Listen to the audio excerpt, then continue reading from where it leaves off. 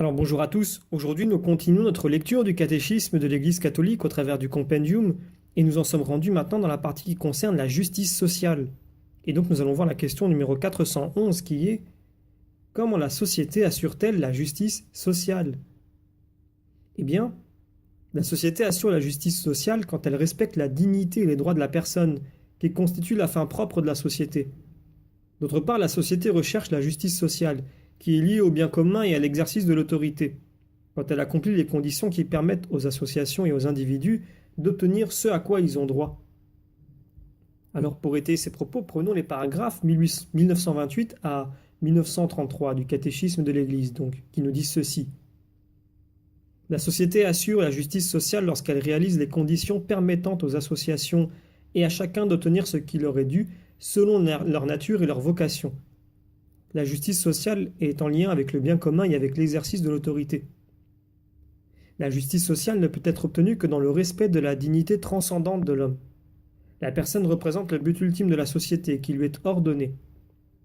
La défense et la promotion de la dignité humaine nous ont été confiées par le Créateur. Dans toutes les circonstances de l'histoire, les hommes et les femmes en sont rigoureusement responsables et débiteurs. Le respect de la personne humaine implique celui des droits qui découlent de sa dignité de créature. Ces droits sont antérieurs à la société et s'imposent à elle. Ils fondent la légitimité morale de toute autorité. En les bafouant ou en refusant de les reconnaître dans sa législation positive, une société mine sa propre légitimité morale. Sans un tel respect, une autorité ne peut que s'appuyer sur la force ou la violence pour obtenir l'obéissance de ses sujets. Il revient à l'Église de rappeler ces droits à la mémoire des hommes de bonne volonté et de les distinguer des revendications abusives ou fausses.